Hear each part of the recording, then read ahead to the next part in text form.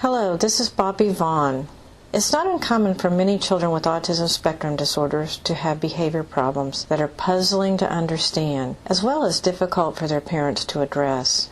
So this tutorial will guide your understanding of the basic beliefs and concepts that are a starting point for building positive, effective, and long-lasting behavior supports for your child. You can think of the ideas we'll be discussing as the 3 big B's: beliefs, behavior, and building supports. In each big B area, there are 3 separate concepts or smaller B's. Altogether, we'll be addressing 3 foundational beliefs about behavior, 3 basic concepts that are critical to understanding behavior, and 3 starting points for building behavior supports. The first big belief about behavior is that it is rule-governed. This means it is always organized in a way that allows patterns of occurrence to be observed. Therefore, the relationship between the behavior and its circumstances can be understood. Behavior can also be learned. All children learn that certain behaviors will consistently result in predictable outcomes. As they grow and develop, they acquire other new and often more sophisticated behaviors associated with the same desired results.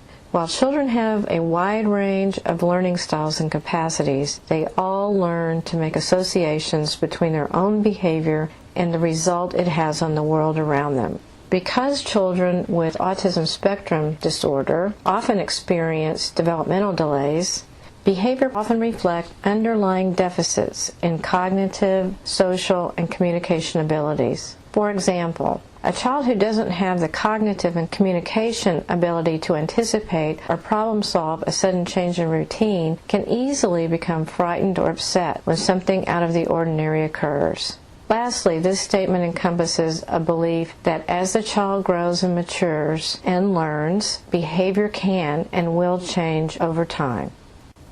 Another foundational belief about behavior is that it is related to the context or situation in which it happens. Behavior doesn't take place in a vacuum, nor does it occur out of the blue. On a very simple level, there are some situations that are more likely to set up or cause a behavior to happen. It's also more likely to occur in situations where it's previously been successful or rewarded in some way. If we follow this belief, we can begin to understand the patterns that surround a behavior, thus determining the answers to the questions: under what conditions is the behavior most likely to happen? And what are the things that reward its occurrence? The answers to these questions then provide direction about the things that can be done to change the behavior. It often takes some work to determine the factors that influence a behavior, but it never occurs randomly. Because of this, problem behavior is thought to always have a purpose or a function, in that it occurs as a means to an end for the child. To the extent that the behavior is successful in achieving that end, it works effectively. It's functional. Behavior is always communicative in nature. Behavior, by nature, expresses information about feelings, reactions, and internal states, as well as in response to a particular situation. As observers, we can interpret many of these subtle expressions of behavior, as well as see the things that set it up to happen, and witness the way the environment changes as a result of the behavior.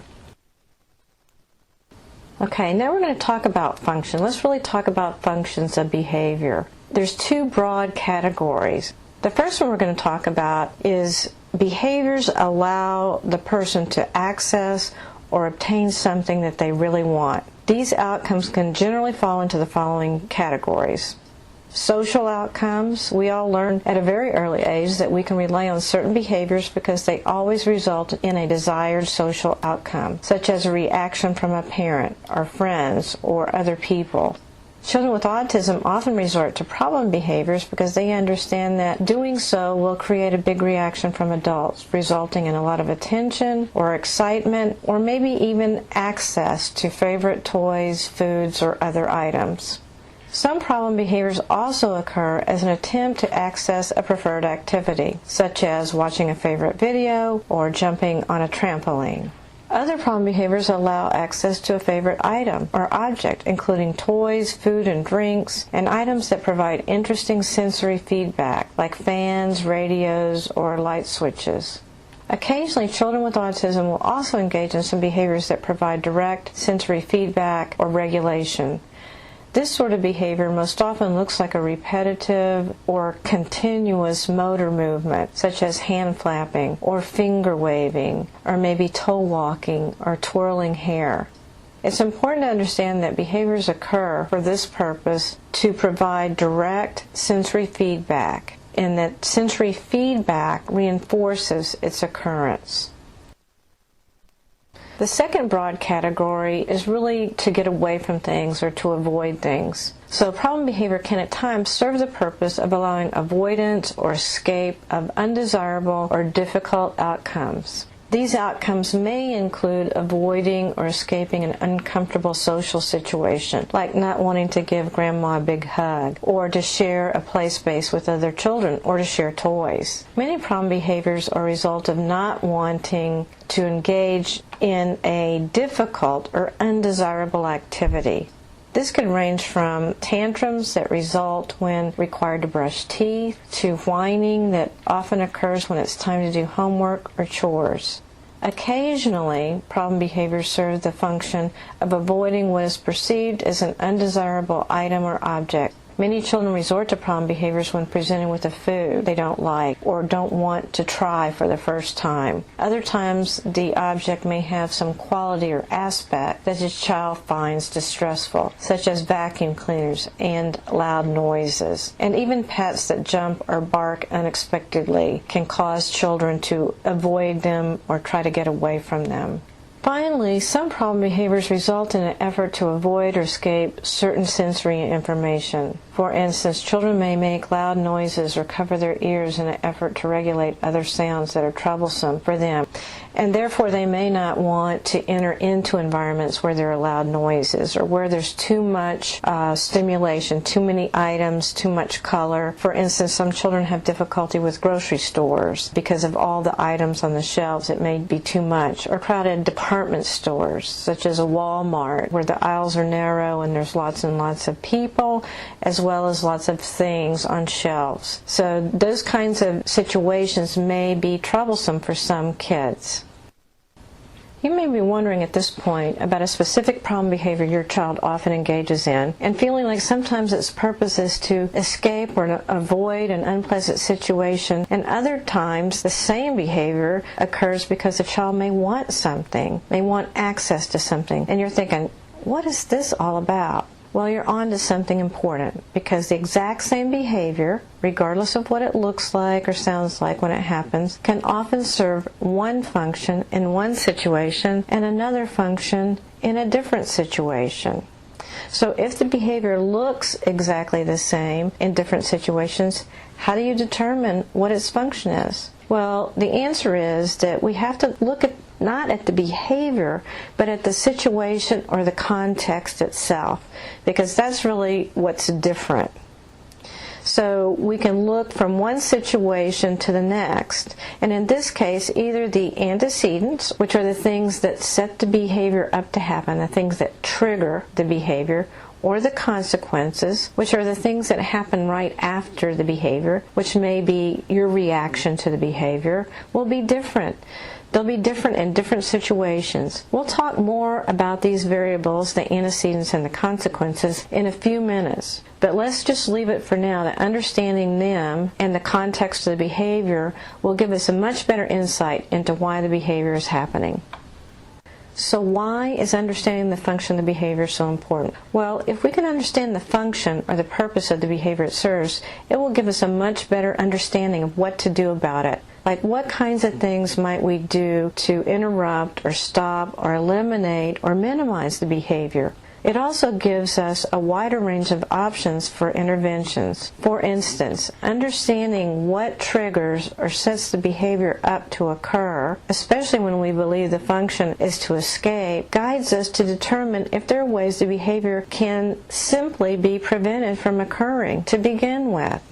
Along the same line, in other situations, we may not be able to prevent it completely, but we can prepare better for it and sometimes even minimize how often it occurs, or how long it lasts, or how hard it is when it happens.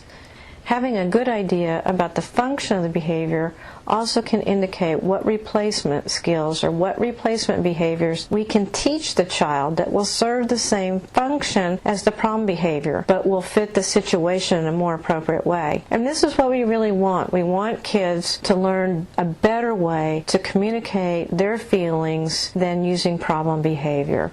Lastly, if we know what the goal of the behavior is, we can use that same outcome as a powerful reward for the new behavior we're going to teach them that will be better than the problem behavior. For example, if we suspect that a persistent problem with crying and pushing at the end of a meal is all about trying to get away from the table, being given permission to leave the table can be used as a reinforcement for saying, "I'm all done now." Let's take a minute now to summarize the 3 belief statements that comprise the first big B. Feel free to state the beliefs about the behavior that we've just discussed. The first one is that behavior is rule-governed. The second is behavior is related to its context. And the third is behavior is purposeful and communicative. Okay, we've just ended our talk about behavioral beliefs. Now let's look at the second big B. Let's learn a little more about the 3 basic concepts that are critical to understanding the occurrence of the behavior. So here they are, the 3 most fundamental behavioral concepts. They truly are the ABCs of behavior. Every behavioral episode or incidence of behavior consists of environmental events that come before the behavior or trigger it, and events that come immediately after the behavior. The first concept is called the antecedent. This is something that happens before the behavior actually occurs to either immediately trigger it or at least make the chances of it happening much more likely. What happens next is the actual behavior in reaction to the antecedent. A behavior is always an external expression of a reaction, meaning that another person could see or hear it in some way and be able to describe it in concrete terms to another person. The last concept is called consequence, meaning what happens after the behavior occurs. This could be anything from another person's reaction to the behavior or the way the environment has changed as a result of it. If the consequence increases the likelihood that the behavior will occur again in the same or similar situation, it is called a reinforcer. Now that we've covered the sequence of how behavior occurs, let's learn a little more about each of the components. As was explained in the previous slides, an antecedent is an event that causes the behavior to occur. However, antecedents can also be considered as either a fast trigger or immediate antecedent or a slow trigger, a distant antecedent. What do these terms mean? Sometimes antecedents are immediate, meaning that as soon as they happen, the behavior follows directly after them. We sometimes think of immediate antecedents as fast triggers. Because the behavior occurs immediately after the antecedent, they can usually be identified.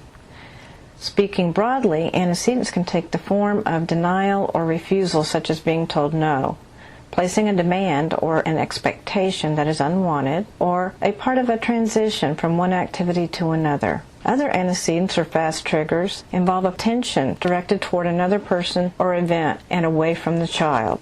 Think about your own child and the last time you found yourself addressing a problem behavior. What were the fast triggers just before the behavior occurred? There are also some antecedents that are considered slow triggers or distant antecedents. That is, they aren't directly linked to the immediate occurrence of the behavior, but are still considered an antecedent because they increase the likelihood that the behavior will eventually occur.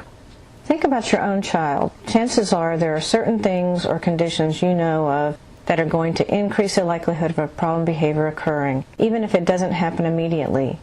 These things could include being tired, hungry, thirsty, or bored. It might be that something stressful happened that day at school or the night before. But whatever it is, as a result, your child is more likely to have a strong reaction to an immediate antecedent, like a demand or a refusal, because the slow trigger has previously set the wheels in motion. Why is it so important to understand fast and slow triggers? Well, if we understand the antecedents to a behavior, we can do a number of things to create better behavioral supports for the child. We can identify situations in which the behavior is most likely to occur. This gives us a chance to look at all the influences or triggers that lead to behavioral occurrence. Antecedents also provide us with a better understanding of situations in which the behavior is not as likely to occur. Having a better understanding of the antecedents to a behavior allows us to minimize or prevent the behavior from happening, and to also prepare for situations when it does happen.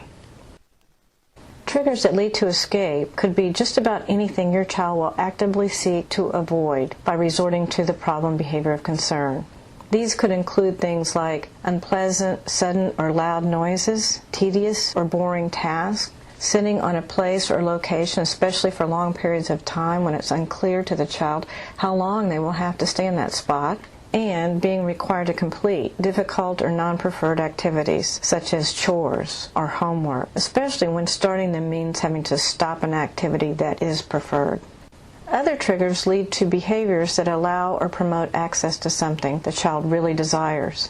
Being told no, whether as a command to stop doing something or as a denial of a request, often immediately triggers problem behaviors. Similarly, problem behaviors often occur as a way of getting or maintaining attention from an adult. Sometimes problem behavior happens when a child asks for something or attempts to obtain it for themselves and they have to wait for it. Sometimes there are physical barriers in place that prevent access to a desired place or activity. Behavior problems occur when the child is unable to resolve the access issue on their own or can't get help for it. Many times, children with autism have a hard time playing in social situations, especially when expectations about sharing space, toys, or materials are in place. Problem behaviors often result when the child is expected to share and doesn't fully understand the expectation or know how to do so. Whatever the particular trigger might be, understanding the circumstances of it and its relationship to the ensuing problem behavior allows us to have a better idea of the function the behavior serves. Now, let's discuss the basic concept of behavior. What do we mean by that term? Behavior is a term we use to identify the observable activity of a person, animal, or organism. In order to meet this definition, behavior must be observable, either as witnessed or heard by an observer. If a behavior must be observable, it is then measurable in one way or another. This means we can gauge its occurrence either by counting it, timing how long it lasts, or how intensely it happens. Defining behavior according to this definition allows us to communicate with others more clearly and to track changes in the occurrence with more precision.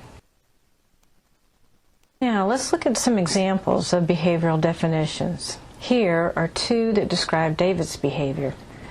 The first one says that David has a meltdown every time he has to sit at the table. While this description is specific about where the behavior is taking place, the term meltdown doesn't provide good information about exactly what David is doing. One observer's idea of what a meltdown might look like could be very different than another's. So behavioral descriptions need to state exactly what the observer will see. Here's a much better definition for the exact same behavior. David squirms, cries, and knocks his chair against the wall when he has to sit at the table. Let's take a look at another example. Matthew drives me crazy when we're in the car. Most parents can probably relate to this statement at one time or another, but really what it's providing is a reflection of the emotional reaction of the observer rather than a specific description of what Matthew is actually doing in the car. For instance, this would sound a little bit better. Matthew sings loudly, repeats the same question, and removes his seatbelt when we're in the car.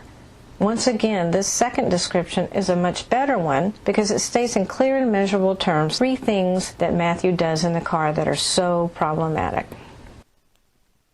Why is it important to define a behavior in clearly observable and measurable terms? First off, doing so promotes clear, specific communication. If we define behavior in these terms, even other people that have never actually witnessed or been in the presence of the behavior understand it and have a precise idea of what it looks like when it occurs.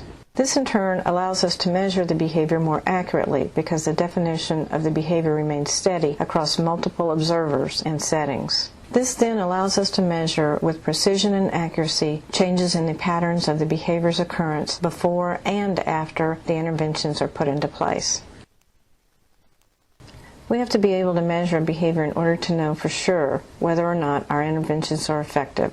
There are several ways in which this might be done, depending on the behavior itself and on the situation it's happening in. Here are some questions to answer if you're having trouble deciding the best way to measure a certain behavior. Can you count it? This measurement approach works best for behaviors with a definite beginning and ending point. Can you see it or hear it? Be sure to clearly describe the behavior in specific, concrete terms. Can you time it? This approach would be best if you need to capture the length of time the behavior lasts. Can you gauge its intensity? This means, can you objectively rate how strong the behavior is when it happens?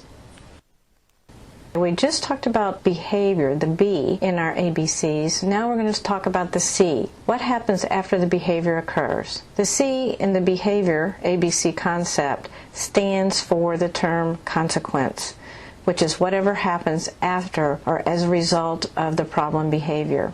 This means everything from how the environment is changed to how another person reacts, as long as it follows the occurrence of the behavior. So the question we have to ask next is there a payoff for the behavior?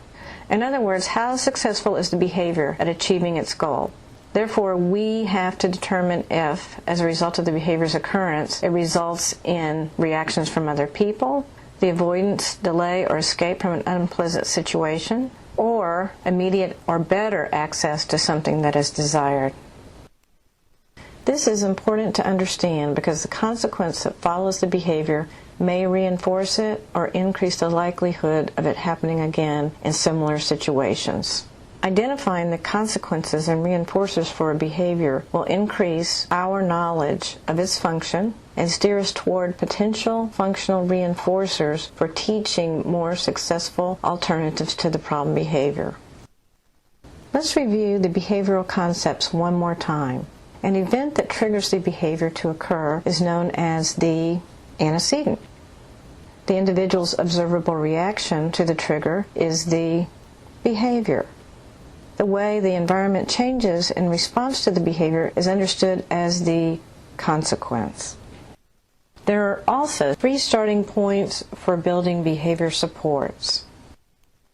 Another way to think about the ABCs of behavior is to picture them as a dynamic cycle in which one component has an impact on the other. If we can change any one of those components, a subsequent change in at least one of them will follow. If we really believe that behavior is dynamic and that one event impacts another in the behavior cycle, then there are also 3 different aspects of the cycle for supporting the development of positive behavior. We can first alter the triggers. Second, we can teach an alternative behavior that achieves the same outcome as the problem behavior but is more socially acceptable and better suited to the context or setting. And third, change our or others' responses to the problem behavior in ways that minimize reinforcement of the behaviors and strengthens the positive alternatives. Ask yourself, is there something about the environment or the setting the behavior occurs in that can be changed as a preventative strategy? Perhaps a highly desired and distracting toy can be stored safely out of sight for the time being. Or possibly a visual support such as a picture schedule or calendar can be developed and placed in an easily accessed spot as a means of clarifying routines and expectations. It could be that something about the social interactions is setting the child up for behavior problems. Look closely at interactions from one person to the next, as some may be more successful than others. Is it the tone of the voice or the number of demands being placed? Is the child being expected to respond too quickly or in a way that presents an issue for them? You may find it helpful to also observe successful interactions, as this will emphasize the differences in the factors that influence the outcome of the interaction. It may also be the activity itself that's setting up the behavior. What is it? Is it something the child doesn't enjoy doing? Is it difficult for them? Can the activity be shortened or organized differently? Perhaps its ending needs to be clarified. Whatever it is, altering the trigger may be all that's necessary to bring about a change in behavior. Behavior problems are often the result of the absence of skill or complete skill acquisition. Children use problem behaviors because they don't have a wider range of cognitive, communicative, or social skills to meet their needs more successfully.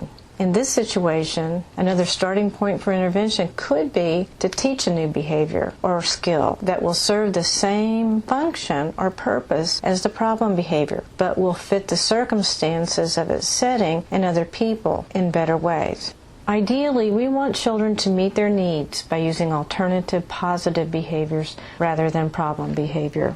Two other important things to keep in mind. One is, while children are learning new skills, you'll want to be sure to support other adaptive skills and behaviors they may need to use with them. Also, keep in mind that it may take some time for the child to learn a new skill and use it quickly and efficiently in a range of situations, so don't give up too soon.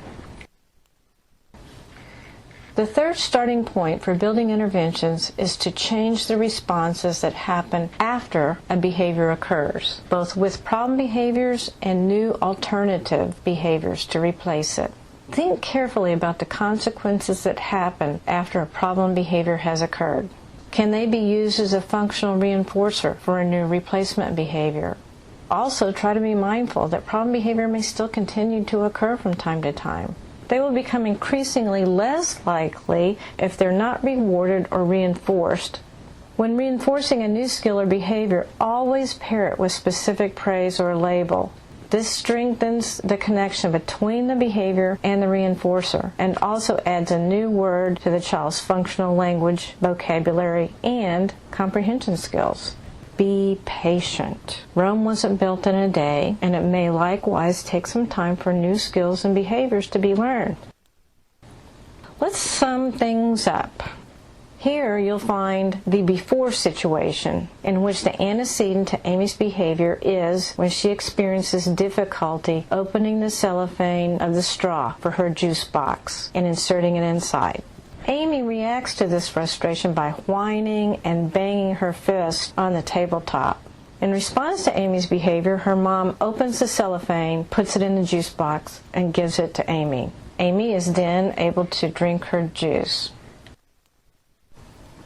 Think about this. What could a mom have done differently?